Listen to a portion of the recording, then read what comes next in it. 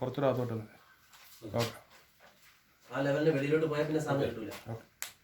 Okay, good morning. നമ്മൾ പ്രധാനമായിട്ടും second ഇയറിലെ ടോപ്പിക്കാണ് സ്റ്റാർട്ട് ചെയ്യാൻ പോകുന്നത്. ടോട്ടൽ 16 ചാപ്റ്റേഴ്സാണ് സെക്കൻഡ് ഇയറിലുള്ളത്.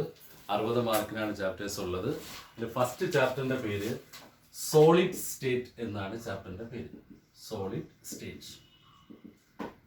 സോളിഡ് സ്റ്റേറ്റ് എന്താണെന്ന് നമ്മൾ പഠിക്കുന്നതിന് മുമ്പ് മാറ്ററിൻ്റെ ഫേസസിനെ കുറിച്ച് നമുക്കറിയണം. മാറ്ററിന് പ്രധാനമായിട്ടും 3 ഫേസസ് ആണുള്ളത്. ഒന്ന് സോളിഡ് ഫേസ് ഉണ്ട്, സെക്കൻഡ് വൺ ലിക്വിഡ് ഫേസ് ഉണ്ട്, തേർഡ് വൺ ഗ്യാസ് ഫേസ് ഉണ്ട്. പിന്നെയും ഫേസസ് ഉണ്ട്. അടുത്ത പ്ലാസ്മ ഫേസ് ഉണ്ട്, ബോസ് ഐൻസ്റ്റീൻ കണ്ടൻസേഷൻ ഫേസ് ഉണ്ട്. ഇതിൽ പ്രധാനമായിട്ടും ലിക്വിഡ് ഫേസും ഗ്യാസ് ഫേസും നമ്മൾ ഫസ്റ്റ് ഇയറിൽ ഡിസ്കസ് ചെയ്ത ടോപ്പിക്കാണ് ലിക്വിഡും ഗ്യാസും. ഇവിടെ നമുക്ക് പഠിക്കേണ്ടതെന്ന് പറഞ്ഞാൽ സോളിഡ് സ്റ്റേറ്റിനെ കുറിച്ചാണ്. എന്താണ് സോളിഡ്? സോളിഡ് എന്ന് പറഞ്ഞാൽ ഡെഫിനിറ്റ് ഷേപ്പും ഡെഫിനിറ്റ് വോളിയമുള്ള ഒരു സബ്സ്റ്റൻസിനെ നമുക്ക് എന്ത് പേരിൽ വിളിക്കാം? സോളിഡ് എന്ന് പറയും. അപ്പോൾ ഈ ഒരു സാധനം ഇതൊരു സോളിഡാണ്. ഇതിനൊരു ഡെഫിനിറ്റ് ഷേപ്പ് ഉണ്ട്, ഡെഫിനിറ്റ് വോളിയം ഉണ്ട്. അതുകൊണ്ടാണ് നമ്മൾ ഇതിനെ എന്ത് പേരിൽ വിളിക്കുന്നത്? സോളിഡ് സബ്സ്റ്റൻസ് എന്ന് പറയുന്നത്. നമ്മൾ പീരിയോഡിക് ടേബിളിൽ നോക്കിക്കഴിഞ്ഞാൽ മോസ്റ്റ് എലമെന്റ്സുകൾ സോളിഡ് സ്റ്റേറ്റിലായിരിക്കും കാണപ്പെടുന്നത്. 80% മൂലകങ്ങൾ സോളിഡ് സ്റ്റേറ്റിലാണ് കാണപ്പെടുന്നത്. അതിൽ 10 എലമെന്റ്സ് എന്ന് പറയുന്ന ഗ്യാസ് ഫേസിലായിരിക്കും, 2 എലമെന്റ്സ് മാത്രമേ ലിക്വിഡ് സ്റ്റേറ്റിൽ കാണപ്പെടുന്നു. അപ്പോൾ മൊത്ത എലമെന്റ്സുകളും എന്തിനാണ് കാണപ്പെടുന്നത്? Solid state. ഈ സോളിഡിനെ കുറിച്ച് പറയുകയാണെങ്കിൽ ഇതിന് ഇന്റർമോളിക്കുലാർ ഫോഴ്സ് ഓഫ് അട്രാക്ഷൻ വളരെ കൂടുതലാണ്. സോളിഡിൽ എന്ത് കൂടുതലാണ്? Inter molecular force of attraction വളരെ കൂടുതലാണ്. അതുപോലെ തന്നെ കൈനറ്റിക് എനർജി വളരെ കുറവുമാണ്. ഇന്റർമോളിക്കുലാർ ഫോഴ്സ് ഓഫ് അട്രാക്ഷൻ കൂടുതലും കൈനറ്റിക് എനർജി വളരെ കുറവുമാണ്. ഇതിനെ നമുക്ക് എന്ത് ചെയ്യാൻ പറ്റും? കംപ്രസ് ചെയ്യാൻ സാധിക്കത്തില്ല എന്ന് പറഞ്ഞാൽ ഞെക്കി ഇങ്ങനെ വെക്കാൻ പറ്റത്തില്ല സോളിഡിനെ. ഇതൊക്കെയാണ് സോളിഡിന്റെ പ്രധാനപ്പെട്ട പ്രോപ്പർട്ടീസ്. ഇത് നമ്മൾ ഫസ്റ്റ് ഇയറിൽ പഠിച്ചിട്ടുള്ളതാണ്. ഓക്കെ, സംശയമില്ലല്ലോ. ഇനി നമുക്ക് പറയേണ്ടതെന്ന് പറഞ്ഞാൽ സോളിഡ്സിന്റെ ക്ലാസിഫിക്കേഷനെ കുറിച്ചാണ് പറയുന്നത്. Solids are mainly classified into 2 types. First one, crystalline solid, and second one, amorphous solid. Amorphous solid. Above, solids are mainly classified into 2 types. First one in the crystalline solid, second one in the amorphous solid. സംശയമില്ലല്ലോ. ഇനി ഓരോന്നിനെയും കുറിച്ച് നമുക്ക് പഠിക്കണം. എന്താണ് crystalline solid എന്ന് പറഞ്ഞാൽ? Crystalline solid എന്ന് പറഞ്ഞാൽ പാർട്ടിക്കിൾസിന്റെ ഇടയിൽ ഒരു റെഗുലർ അറേഞ്ച്മെന്റ് ഉണ്ടായിരിക്കും. പാർട്ടിക്കിൾസിനെ എങ്ങനെയാണ്? ഒരു റെഗുലർ ഓർഡറിലായിരിക്കും പാർട്ടിക്കിൾസിനെ നമുക്ക് അറേഞ്ച് ചെയ്യാൻ സാധിക്കുന്നത്. അത്തരത്തിലുള്ള സോളിഡിനെ നമ്മൾ വിളിക്കുന്ന പേരാണ് ക്രിസ്റ്റലൈൻ സോളിഡ് എന്ന് പറയുന്നത്. നമുക്കൊരു എക്സാമ്പിൾ പറയാം. നമ്മളൊരു വാഴത്തോപ്പിൽ നോക്കുകയാണെങ്കിൽ വാഴകളെയൊക്കെ വെച്ചേക്കുന്ന ഒരേ രീതിയിലാണ്, ഒരേ ഓർഡറിലാണ്. നമ്മൾ ലെഫ്റ്റിൽ നിന്ന് നോക്കിയാലും റൈറ്റിൽ നിന്ന് നോക്കിയാലും അതിൻ്റെ ഓർഡറിലൊന്നും എന്തില്ല, ഒരു വ്യത്യാസവും ഇല്ല. അതെന്താണ് നമ്മൾ ഉദ്ദേശിക്കുന്നത്? ക്രിസ്റ്റലൈൻ. അപ്പോൾ അവിടെ പാർട്ടിക്കിൾസിനെ എങ്ങനെയാണ് അറേഞ്ച് ചെയ്തിട്ടുള്ളത്? ഒരേ ഓർഡറിലാണ് അറേഞ്ച് ചെയ്തിട്ടുള്ള അത്തരത്തിലുള്ള സോളിഡിനെ നമ്മൾ വിളിക്കുന്ന പേരാണ് ക്രിസ്റ്റലൈൻ സോളിഡ്. ഫോർ എക്സാമ്പിൾ പഠിച്ചു വെക്കുക, NaCl ഒരു ക്രിസ്റ്റലൈൻ സോളിഡ് ആണ്, KCl ഒരു crystalline solid. Sodium chloride, potassium chloride ഒക്കെ എന്തിനു ഉദാഹരണമാണ്? ക്രിസ്റ്റലൈൻ സോളിഡിന് ഉദാഹരണമാണ്. Second one, amorphous solid. എന്താണ് അമോർഫസ് സോളിഡ് എന്ന് ചോദിച്ചു കഴിഞ്ഞാൽ പാർട്ടിക്കിൾസിന് ഒരു റെഗുലർ അറേഞ്ച്മെന്റ് ഇല്ല. അല്ലെന്ന് പറഞ്ഞാൽ പാർട്ടിക്കിൾസ് പ്രധാനമായും സ്കാറ്റർ ചെയ്തായിരിക്കും കാണപ്പെടുന്നത്. എന്ന് പറഞ്ഞാൽ ഒരു ഓർഡറും ഇല്ലാതെ ചിന്നിച്ചിതറിയായിരിക്കും പാർട്ടിക്കിൾസിനെ നമുക്ക് അവിടെ കാണാൻ സാധിക്കുന്നത്. അപ്പോൾ അമോർഫസ് സോളിഡ് എന്ന് പറഞ്ഞാൽ ഒരു റെഗുലർ അറേഞ്ച്മെന്റ് ഇല്ലാത്തവയാണ് നമ്മൾ എന്ത് പേരിൽ അറിയപ്പെടുന്നത്? അമോർഫസ് സോളിഡ് എന്ന പേരിൽ അറിയപ്പെടുന്നത്. For example glass, rubber, plastic, ഇതൊക്കെ എന്തിന് ഉദാഹരണമാണ്? അമോർഫസ് സോളിഡിന് ഉദാഹരണമാണ്.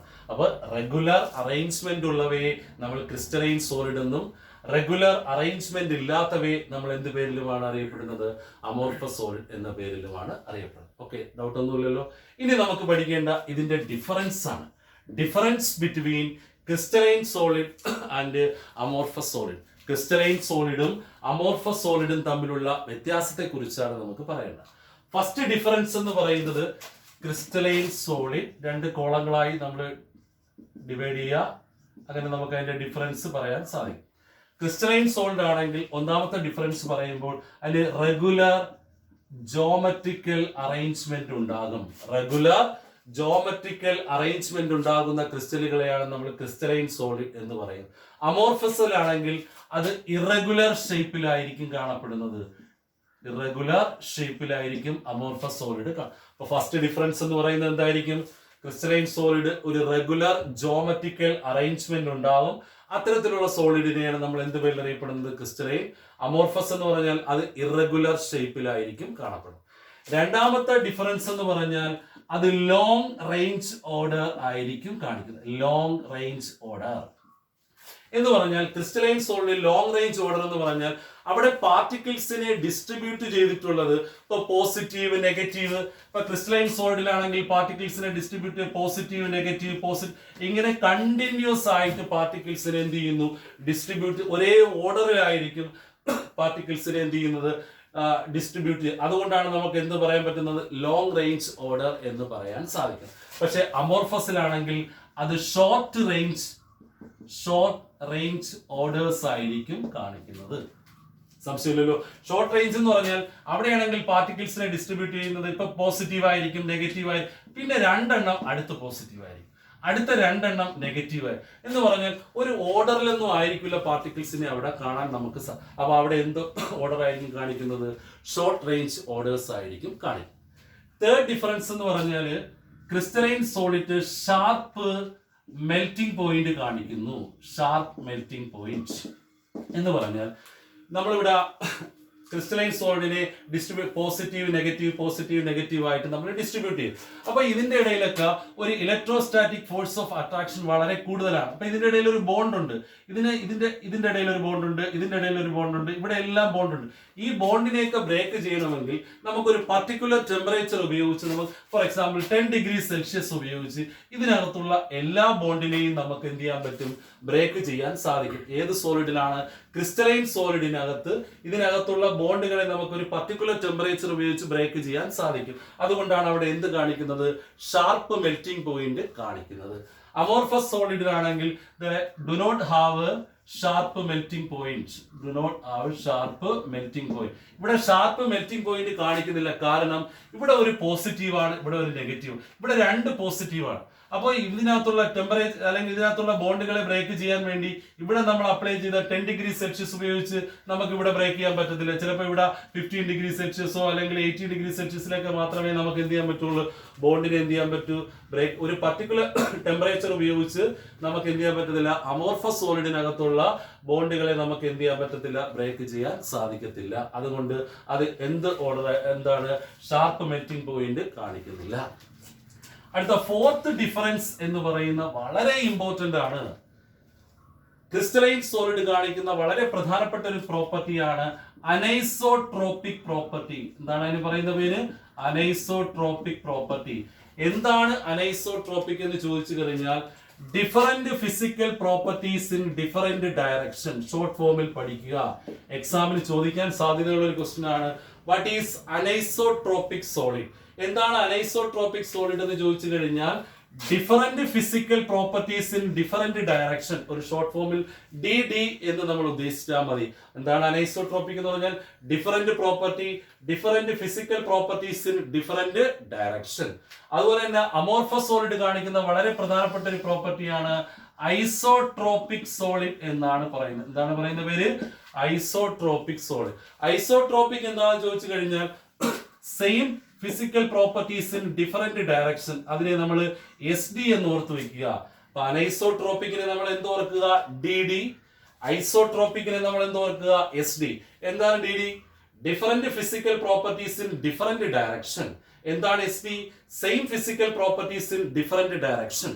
ഓക്കെ, സംശയമില്ലല്ലോ. അപ്പൊ 4 ഡിഫറൻസ് നമ്മൾ പറഞ്ഞു. ഇനി 5ാമത്തെ ഡിഫറൻസ് പറയുകയാണെങ്കിൽ ഇറ്റ് ക്ലിയർ കട്ട് ക്ലീവേജ് എന്ന് പറഞ്ഞാൽ ക്രിസ്റ്റലൈൻ സോളിഡുകളെ നമുക്ക് കട്ട് ചെയ്ത് നല്ല ക്ലിയർ ആയിട്ട് കട്ട് ചെയ്തെടുക്കാൻ സാധിക്കുന്നു. കാരണം അതിന്റെ ഷേപ്പ് ഒരു റെഗുലർ ജോമെട്രിക്കൽ ഷേപ്പ് ആയതുകൊണ്ട് നമുക്ക് എന്ത് ചെയ്യാൻ പറ്റും? അതിനെ ക്ലിയർ കട്ട് ക്ലീവേജ് ആക്കാൻ സാധിക്കുന്നു. അപ്പൊ ക്ലിയർ കട്ട് ചെയ്യാൻ സാധിക്കുന്നു എന്ന് പറഞ്ഞാൽ അത് എന്തുകൊണ്ടെന്ന് ചോദിച്ചു കഴിഞ്ഞാൽ ക്രിസ്റ്റലൈൻ സോളിഡിന് ഒരു റെഗുലർ ജോമെട്രിക്കൽ അറേഞ്ച്മെന്റ് ഉള്ളത് കൊണ്ടാണ് ഇതിനെ ക്ലിയർ ആയിട്ട് കട്ട് ചെയ്യാൻ പറ്റുന്നത്. മറ്റേ എന്ത് ചെയ്യാൻ പറ്റത്തില്ല. They do not have clear cuts. അതിനെ കട്ട് ചെയ്ത് നമുക്ക് റെഗുലർ അല്ലെങ്കിൽ ക്ലിയർ ആയിട്ട് കട്ട് ചെയ്യാൻ പറ്റാത്തത് എന്താണെന്ന് ചോദിച്ചു കഴിഞ്ഞാൽ അതിനകത്ത് ഇറഗുലർ ഷേപ്പ് ഉള്ളത് കൊണ്ടാണ് അതിനെ കട്ട് ചെയ്യാൻ സാധിക്കാത്തത്. അപ്പൊ 5 ഡിഫറൻസ് പറഞ്ഞു. ഒരു ഡിഫറൻസ് കൂടിയുണ്ട്. ആ ഡിഫറൻസ് എന്ന് പറഞ്ഞാൽ നമ്മൾ ക്രിസ്റ്റലൈൻ സോളിഡിന് പറയുന്ന വേറൊരു പേരാണ് ട്രൂ സോളിഡ് എന്നാണ് പറയുന്നത്. ചിലപ്പോൾ സ്കൂളിൽ ക്രിസ്റ്റലൈൻ സോളിഡ് എന്ന് പറയണമെന്നുമില്ല, അതിന് പകരം എന്തെന്നേ പറയുള്ളൂ, ട്രൂ സോളിഡ് എന്നേ പറയുള്ളൂ. അമോർഫസ് സോളിഡിന് പറയുന്ന വേറൊരു പേരാണ് സീഡോ സോളിഡ്. എന്താണ് പറയുന്ന പേര്? സീഡോ സോളിഡ് എന്ന പേരിലാണ് അറിയപ്പെടുന്നത്. ഓക്കെ, ഇതാണ് പരീക്ഷയ്ക്ക് ചോദിക്കും. ഒരു 4 ഡിഫറൻസ്, ഞാനിപ്പോ 6 ഡിഫറൻസ് ഞാൻ പറഞ്ഞു. ഇതിന് 4 ഡിഫറൻസ് നിങ്ങൾ ഓർത്ത് വെച്ചാൽ മതി. ഏതെങ്കിലും ഒരു 4 ഡിഫറൻസ് ഓർത്ത് വെക്കുക. എക്സാമിന് ചോദിക്കാൻ സാധ്യതയുള്ള ഒരു ക്വസ്റ്റ്യൻ ആണ്. What is the difference between crystalline solid and amorphous solid? Crystalline സോളിഡും അമോർഫസ് സോളിഡും തമ്മിലുള്ള വ്യത്യാസം എന്താണ്? ഇതിനകത്ത് സെപ്പറേറ്റ് ചോദിക്കാൻ സാധ്യതയുള്ള ക്വസ്റ്റ്യൻ ആണ്. ഈ ഐസോട്രോപിക് സോളിഡ് ഒരുപാട് കൊല്ലം പബ്ലിക് എക്സാമിനേഷൻ ചോദിച്ചിട്ടുള്ള ക്വസ്റ്റ്യൻ ആണ്. ഇത് പഠിക്കുമ്പോൾ നിങ്ങൾ ഇത് ഓർക്കുക, SD അനൈസോട്രോപിക് പഠിക്കുമ്പോൾ DD ഓർക്കുക. അപ്പൊ എന്താണ് അനൈസോട്രോപിക് എന്ന് പറഞ്ഞാൽ? Different physical properties in different direction. Isotropic എന്ന് പറഞ്ഞാൽ എന്താ? Same physical properties in different direction. Okay, സംശയമില്ലല്ലോ. ഇതാണ് നമ്മൾ ആദ്യത്തെ സോളിഡിന്റെ ക്ലാസിഫിക്കേഷനിൽ വരുന്നത്. ഓക്കെ, ഡൗട്ട് ഒന്നുമില്ലല്ലോ. ഇനി നമ്മൾ ഈ അമോർഫസും ക്രിസ്റ്റലൈൻ എന്ന് പറഞ്ഞു. ഈ ക്രിസ്റ്റലൈൻ സോളിഡിനെ നമുക്ക് വീണ്ടും ക്ലാസിഫൈ ചെയ്യാം. Classification of crystalline solid. Crystalline solid, crystalline solid in the classification. Crystalline solid are mainly classified into 4 types. First one, ionic solid. Second one, covalent solid. ഇതിനെ അയോണിക് സോളിഡ് അല്ലെങ്കിൽ ionic crystal എന്നും പറയാം. ചിലപ്പോൾ സ്കൂളിൽ ionic crystal എന്നായിരിക്കും പറയുന്ന. Ionic solid എന്ന് പറയാം അല്ലെങ്കിൽ ionic crystal. Second one, covalent solid. Third one, molecular solid, and fourth one, metallic solid. Okay, സംശയമില്ലല്ലോ. അപ്പോൾ crystalline solids are mainly classified into 4 types. First one, ionic solid. അപ്പോൾ ഇത് 4 പഠിക്കുമ്പോൾ നമ്മൾ ശ്രദ്ധിക്കേണ്ട ഒരു കാര്യം എന്ന് പറഞ്ഞാൽ ഇതിനകത്തുള്ള കോൺസ്റ്റന്റ് പാർട്ടിക്കിൾസ്. അപ്പൊ അയോണിക് സോളിഡിനകത്ത് കോൺസ്റ്റന്റ് പാർട്ടിക്കിൾസ് എന്ന് പറയുന്നത് പോസിറ്റീവ് ആൻഡ് നെഗറ്റീവ് അയോൺസ് ആയിരിക്കും. എന്തായിരിക്കും? അയോണിക് സോളിഡിനകത്ത് കോൺസ്റ്റന്റ് പാർട്ടിക്കിൾസ് എന്ന് പറയുന്നത് പോസിറ്റീവ് ആൻഡ് നെഗറ്റീവ് അയോൺസ് ആയിരിക്കും. ഈ അയോണിക് സോളിഡ് പ്രധാനമായിട്ടും high melting point and boiling point ആയിരിക്കും കാണിക്കുന്നത്. അയോണിക് സോളിഡ് എന്താണ്? അതിനകത്ത് എന്തൊക്കെയാണ് കാണിക്കുന്നത്? കോൺസ്റ്റന്റ് പാർട്ടിക്കിൾസ് എന്ന് പറഞ്ഞാൽ പോസിറ്റീവ് ആൻഡ് നെഗറ്റീവ് അയോൺ ആയിരിക്കും. അത് high melting and boiling point ആയിരിക്കും കാണിക്കുന്നത്. സംശയമില്ലല്ലോ. Second one, covalent solid. Covalent സോളിഡില് കോൺസ്റ്റിറ്റ്യൂവൻസ് പാർട്ടിക്കിൾസ് എന്ന് പറയുന്നത് ആറ്റംസ് ആയിരിക്കും. ശ്രദ്ധിച്ചിരിക്കുക, അയോണിക് സോളിഡില് constant particles positive and negative ions ആയിരിക്കും. ഇവിടെ കോൺസ്റ്റന്റ് പാർട്ടിക്കിൾസ് എന്തായിരിക്കും? ആറ്റംസ്. ഇവിടെയും എന്ത് കാണിക്കുന്നു? High melting and boiling point കാണിക്കുന്നു covalent solid. Okay, third one, molecular സോളിഡിലാണെങ്കിൽ കോൺസ്റ്റിറ്റ്യൂവൻസ് പാർട്ടിക്കിൾസ് എന്ന് പറയുന്നത് മോളിക്യൂൾസ് ആയിരിക്കും. പഠിച്ചു വെക്കുക, ഓരോന്നിനും പഠിക്കാൻ എളുപ്പമാണ്. അയോണിക് സോളിഡിലാണെങ്കിൽ constant particles positive and negative ion ആയിരിക്കും. Okay, clear. Second one, covalent സോളിഡിലാണെങ്കിൽ കോൺസ്റ്റന്റ് പാർട്ടിക്കിൾസ് എന്ന് പറയുന്നത് ആറ്റംസ് ആയിരിക്കും. അടുത്ത മോളിക്കുലാർ സോളിഡിലാണെങ്കിൽ കോൺസ്റ്റന്റ് പാർട്ടിക്കിൾസ് എന്ന് പറയുന്നത് മോളിക്യൂൾസ് ആയിരിക്കും. ഓക്കെ, സംശയമില്ലല്ലോ. ഇനി മോളിക്കുലാർ സോളിഡിനെ വീണ്ടും 3ആയി നമുക്ക് ക്ലാസിഫൈ ചെയ്യാം. 3ആയിട്ട് നമുക്ക് ക്ലാസിഫൈ ചെയ്യാം. Non polar solid, second one polar solid, and third one hydrogen bonded solid. ഏതിന് മാത്രമേ ക്ലാസിഫിക്കേഷൻ ഉള്ളൂ? മോളിക്കുലാർ സോളിഡിനെ വീണ്ടും നമുക്ക് 3ആയി ക്ലാസിഫൈ ചെയ്യാം. ഏതൊക്കെയാണ്? നോൺ പോളാർ സോളിഡ് എന്നും പോളാർ സോളിഡ് എന്നും ഹൈഡ്രജൻ ബോണ്ടഡ് സോളിഡ് എന്നും പറഞ്ഞ് 3ആയി നമുക്ക് ക്ലാസിഫൈ ചെയ്യാം. ഓക്കെ, ഇതിനകത്താണ് നമ്മൾ ഫസ്റ്റ് ഇയറിൽ പഠിച്ചിട്ടുണ്ട്. ഡൈപോൾ അട്രാക്ഷൻ, ലണ്ടൻ ഫോഴ്സ് എന്നൊക്കെ പറഞ്ഞ് പഠിച്ചിട്ടുണ്ട്. അതിനകത്ത് വരുന്ന കാര്യമാണ്. ഇനി മെറ്റാലിക് സോളിഡിലാണെങ്കിൽ കോൺസ്റ്റന്റ് പാർട്ടിക്കിൾസ് എന്ന് പറയുന്നത് പോസിറ്റീവ് മെറ്റൽ അയോൺസ് ആയിരിക്കും കോൺസ്റ്റന്റ് പാർട്ടിക്കിൾസ്. അപ്പൊ ഇത്രയും നമ്മൾ ഓർത്ത് വെക്കുക. ഇപ്പൊ ക്രിസ്റ്റലൈൻ സോളിഡിന്റെ ക്ലാസിഫിക്കേഷൻ ആണ്. ഏതൊക്കെയായിട്ടാണ് ക്ലാസിഫൈ ചെയ്യുന്നത്? അയോണിക് സോളിഡ് എന്നും, കോവാലന്റ് സോളിഡ് എന്നും, മോളിക്കുലാർ സോളിഡ് എന്നും, മെറ്റാലിക് സോളിഡ് എന്നും പറഞ്ഞ് നമുക്ക് 4 ആയിട്ട് ക്ലാസിഫൈ ചെയ്യാം. ഇതിൽ ഓരോന്നിനും നമ്മൾ ഓർത്ത് വെക്കേണ്ട അയോണിക് സോളിഡിലെ കോൺസ്റ്റന്റ് പാർട്ടിക്കിൾ എന്താ positive and negative ion. Covalent സോളിഡിലെ കോൺസ്റ്റന്റ് പാർട്ടിക്കിൾസ് എന്താ? ആറ്റം ആയിരിക്കും. മോളിക്കുലാർ സോളിഡിലെ കോൺസ്റ്റന്റ് പാർട്ടിക്കിൾസ് മോളിക്യൂൾ ആയിരിക്കും. മെറ്റാലിക് സോളിഡിലെ constant particles positive metal ion ആയിരിക്കും. ഡൗട്ട് ഒന്നുമില്ലല്ലോ. ഇതാണ് നമുക്ക് ഫസ്റ്റ് പാർട്ടിൽ പഠിക്കുന്നത്. ഓക്കെ, ഇനി നമുക്ക് പഠിക്കേണ്ടതെന്ന് പറഞ്ഞാല് 2 വളരെ പ്രധാനപ്പെട്ട ടേംസ് ആണ്. ആ ടേംസിന്റെ പേര് ഒന്ന് crystal lattice and second one unit cell. എന്താണ് ക്രിസ്റ്റൽ ലാറ്റിസ് എന്ന് ചോദിച്ചു കഴിഞ്ഞാൽ പാർട്ടിക്കിൾസിനെ ഒരു റെഗുലർ ഓർഡർ അറേഞ്ച്മെന്റിൽ അറേഞ്ച് ചെയ്തിട്ടുണ്ട്. പാർട്ടിക്കിൾസിനെ എങ്ങനെയാണ് അറേഞ്ച് ചെയ്തിട്ടുള്ളത്? ഒരു റെഗുലർ ഓർഡർ അറേഞ്ച്മെന്റ്. നമ്മളിതാ ഇങ്ങനെ വരയ്ക്കുന്നത് കുറെ പാർട്ടിക്കിൾ ആണെന്ന് വിചാരിക്കുക. ഈ പാർട്ടിക്കിൾസ് ഇങ്ങനെ റെഗുലർ ഓർഡർ അറേഞ്ച്മെന്റിൽ നമ്മൾ അറേഞ്ച് ചെയ്തേക്കും. ഇതിനകത്ത് നിന്ന് നിങ്ങൾ നോക്കുക,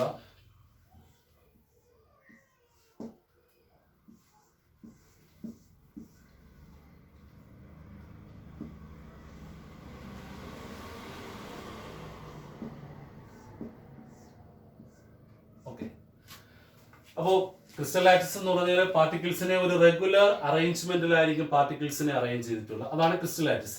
നമുക്ക് വേണ്ട പ്രധാനപ്പെട്ട കാര്യം എന്ന് പറഞ്ഞാൽ യൂണിറ്റ് സെൽ. യൂണിറ്റ് സെൽ എന്താണെന്ന് ചോദിച്ചു കഴിഞ്ഞാൽ ഇതിങ്ങനെ അറേഞ്ച് ചെയ്തുകൊണ്ട് അത് പോവുകയാണ്. It is the simplest repeating unit of crystal lattice.